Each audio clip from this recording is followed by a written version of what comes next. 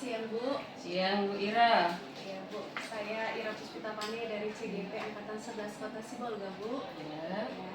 Pada saat ini saya ingin mewawancarai Ibu terkait dengan tugas kami sebagai CGP di modul 31 mengenai pengambilan keputusan seorang pemimpin. Apakah Ibu bersedia Bu untuk saya wawancarai Bu? Ya, pasti bersedia.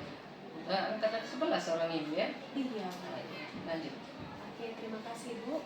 Oke, jadi nanti ini ada pertanyaan-pertanyaan mengenai dilema etika dan rujukan moral. Sebelumnya saya ingin Ibu menyampaikan kira-kira menurut Ibu apa sih perbedaan antara rujukan moral dengan dilema etika? Kalau dilema etika itu kan kita dihadapkan kepada katakanlah kasus atau masalah yang dimana kasus ini benar versus benar, kayak gitu. Itu kalau dia dilema etika, karena namanya dilema etika. Dalam etika kita jadi dilema kayak begitu ya. Sedangkan kalau rujukan moral itu sudah jelas batasnya bahwa itu kasus antara benar dan salah. Oke. Selama ini kan di satuan pendidikan kita pasti ada dilema-dilema yang terjadi ya Bu. Nah di sini bagaimana cara Ibu mengidentifikasi kasus-kasus yang merupakan dilema etika atau rujukan moral? Udah panjang ceritanya ini. Segera. Jadi ke belakang dulu kita. Iya. Di SMA Negeri 2 Sibolga itu kan sudah ada struktur organisasinya. Dan setiap orang dalam struktur itu kan sudah memiliki yang namanya tupoksi, sekaligus sudah ada SOP-nya, kan begitu kan? Nah, jadi ketika ada masalah, orang-orang yang ada di dalamnya itu tadi kan misalnya kepala sekolah, wakil kepala sekolah, guru, juga tenaga pendidikan. Intinya warga SMA Negeri 2 Sibolga masing-masing sudah ada tupoksi. Jadi ketika ada masalah kan nggak serta merta itu kan datang kepada kepala sekolah. Iya, tidak serta merta. Artinya itu sudah diselesaikan dulu dari bawah sesuai dengan tahapan SOP tadi. Diharuskan di dalam struktur itu kan sudah ada tupoksi, ada SOP-nya kan begitu. Jadi seperti itu dia. Nah ketika sudah sampai kepada kepala sekolah, bagaimana mengidentifikasi? Ya tentunya kalau sudah sampai kepada kepala sekolah, kita melihat apa masalahnya? Ya, siapa yang terlibat di situ? Tentu data, ya kan? Ini nanti yang kita mintai pendapatnya lagi, pelajari kasus-kasusnya itu, masalah-masalahnya itu, kita simpulkan kasusnya. Setelah kasusnya kita simpulkan, kemudian berdasarkan itu, kesimpulan itulah, bahan itulah nanti kemudian yang kita gunakan untuk mengatakan atau untuk mengidentifikasi Baik, terima kasih atas penjelasan Ibu. Saya jadi semakin memahami bagaimana cara mengidentifikasi kasus-kasus dilema etika yang ada di sekolah. Nah, selanjutnya Bu, bagaimana Ibu mengambil keputusan yang bijaksana di sekolah terkait kasus yang memiliki kepentingan yang sama-sama penting dan sama-sama benar?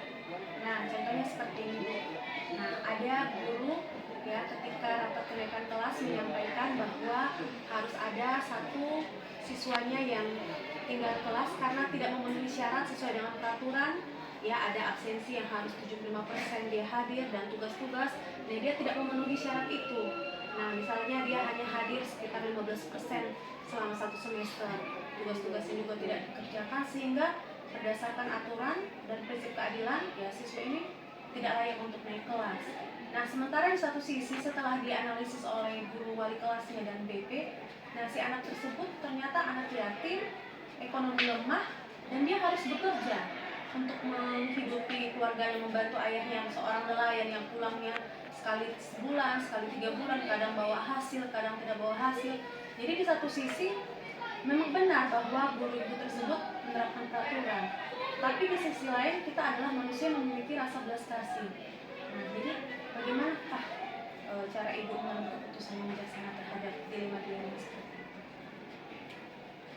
Kalau yang kasusnya seperti itu, ya tetap juga tidak bisa diputuskan sebelum diminta pendapat ataupun masukan daripada pihak-pihak yang terkait,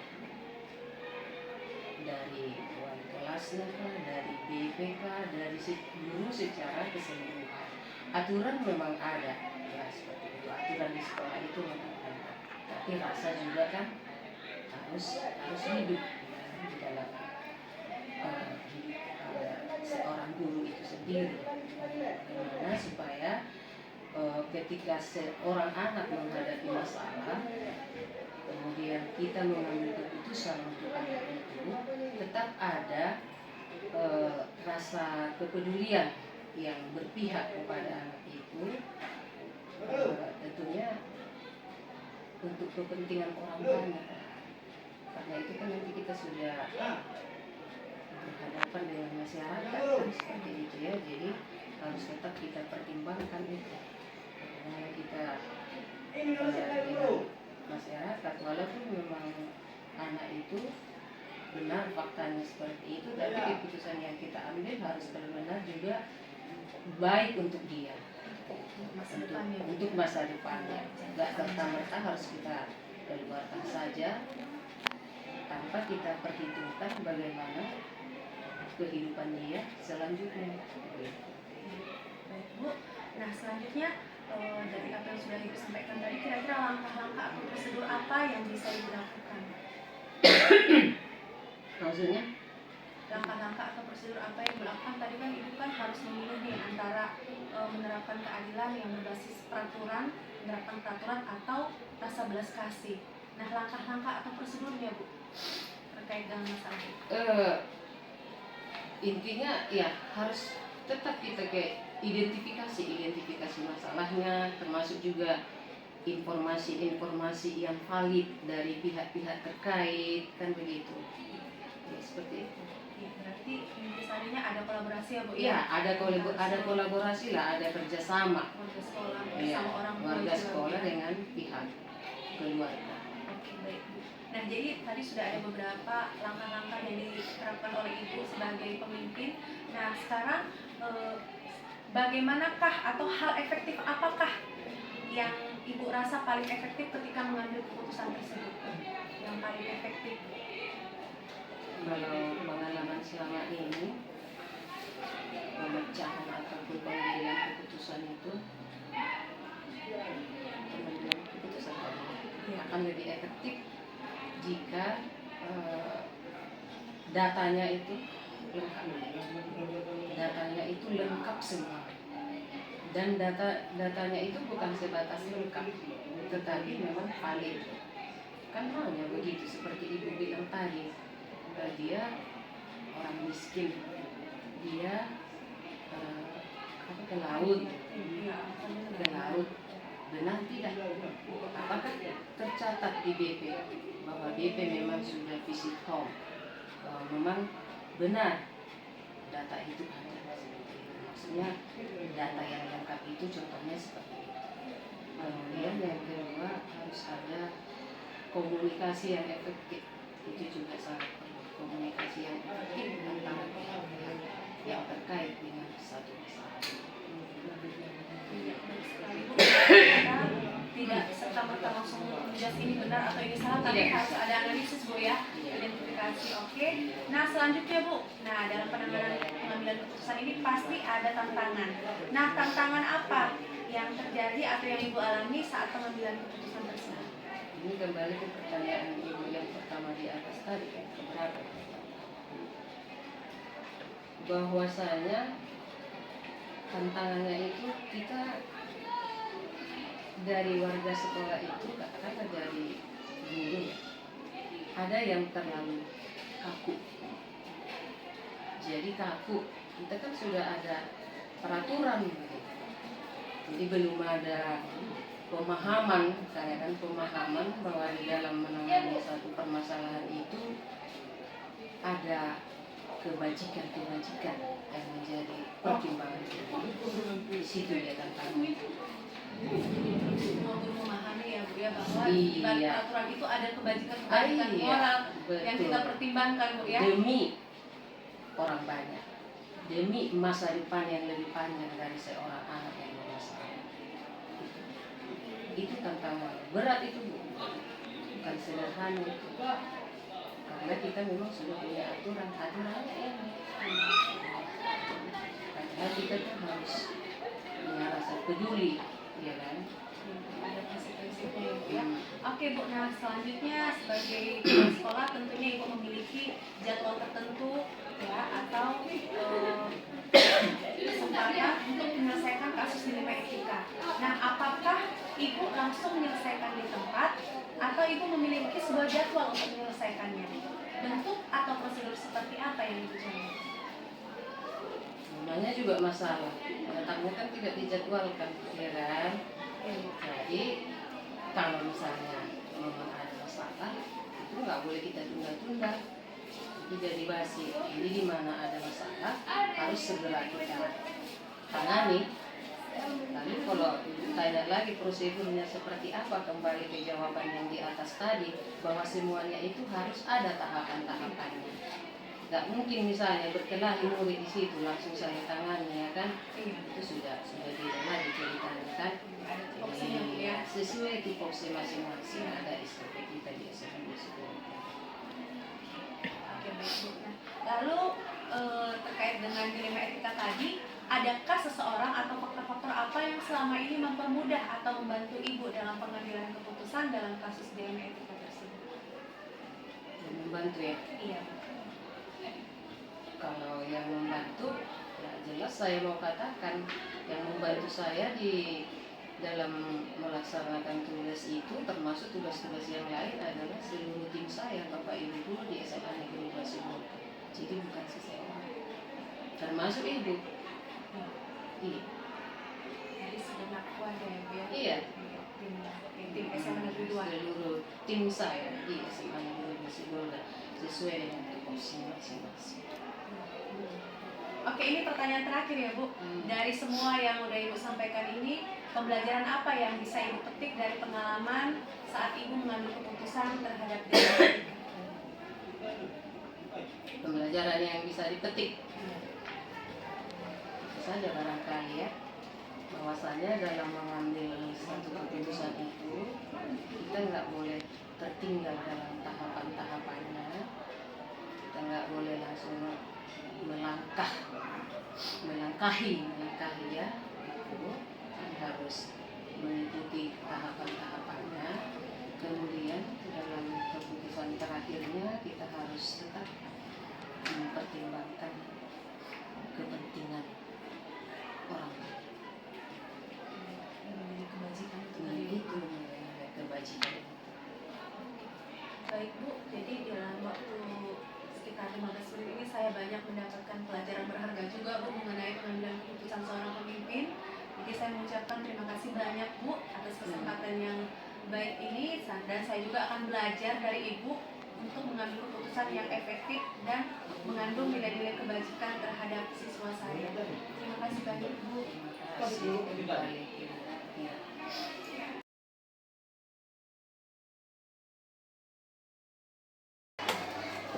Selamat siang Bapak. Siang Ibu, ada yang bisa saya bantu?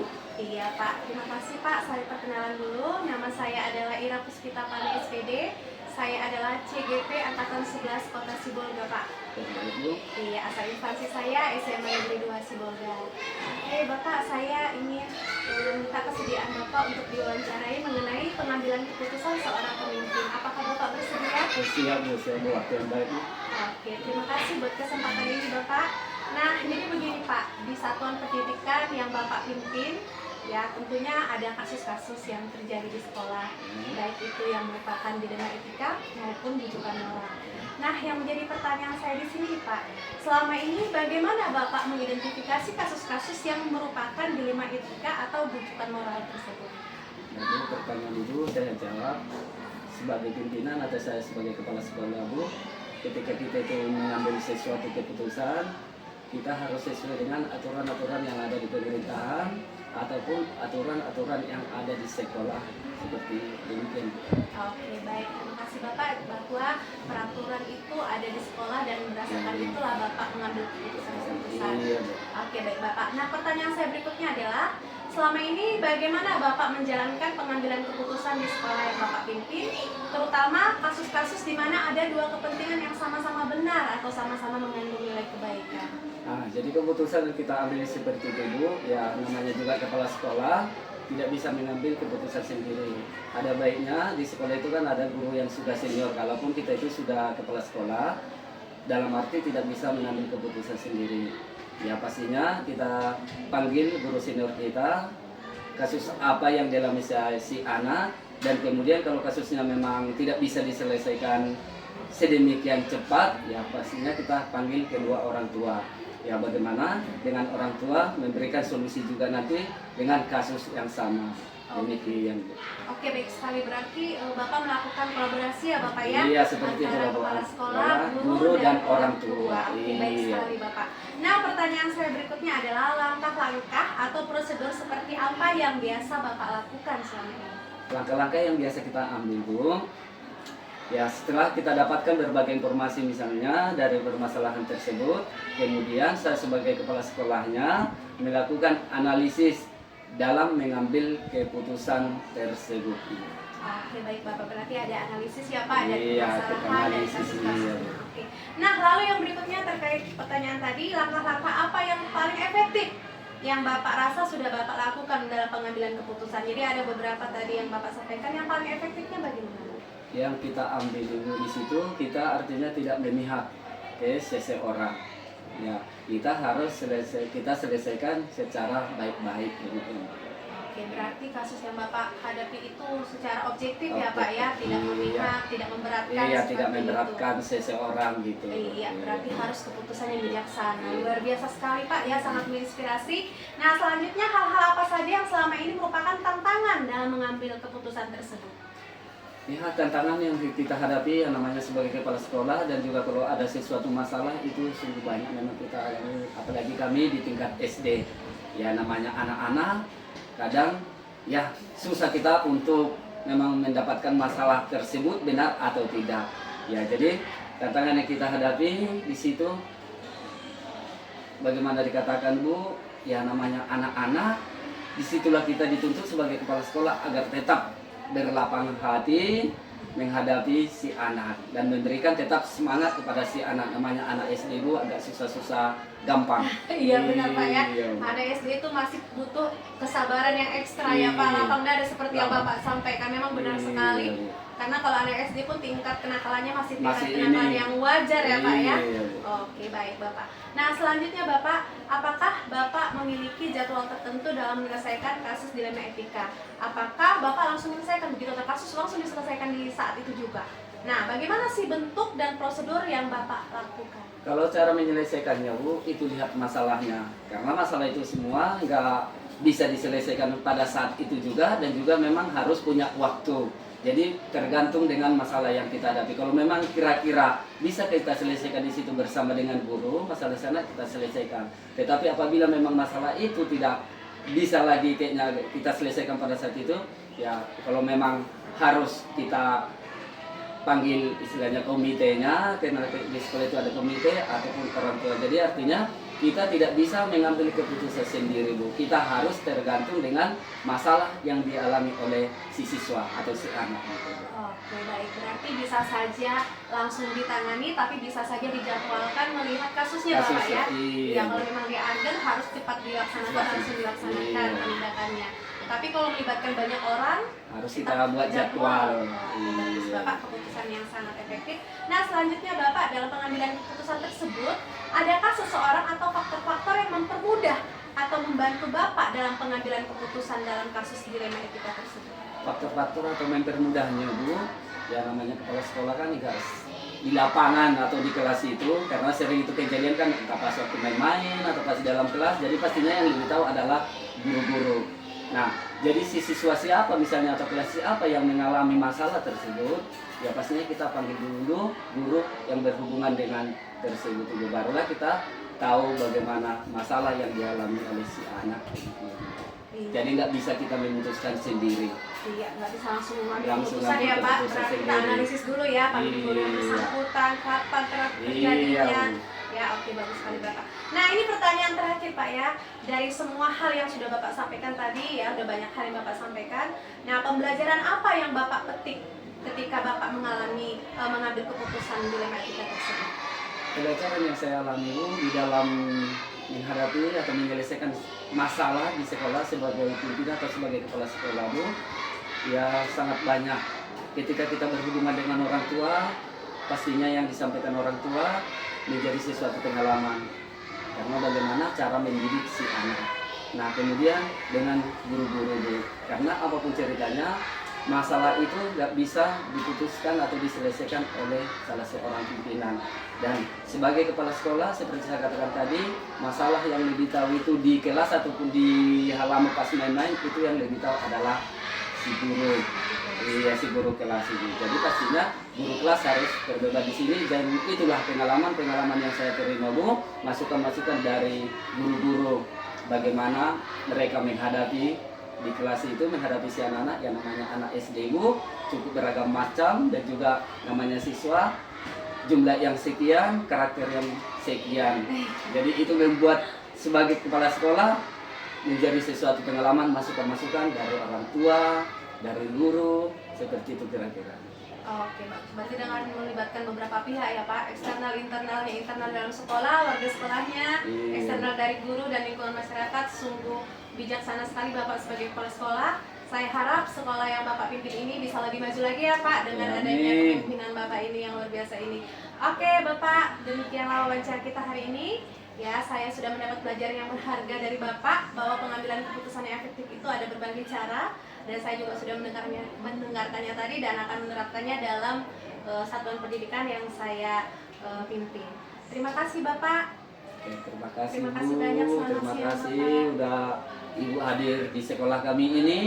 Semoga juga ini menjadi sesuatu pembelajaran buat saya sebagai pimpinan. Apa tadi pertanyaan Ibu itu bisa menjadi bekal saya nanti ketika menghadapi atau menyelesaikan sesuatu masalah di sekolah ini. Oke, terima kasih Pak. Terima kasih, Bu.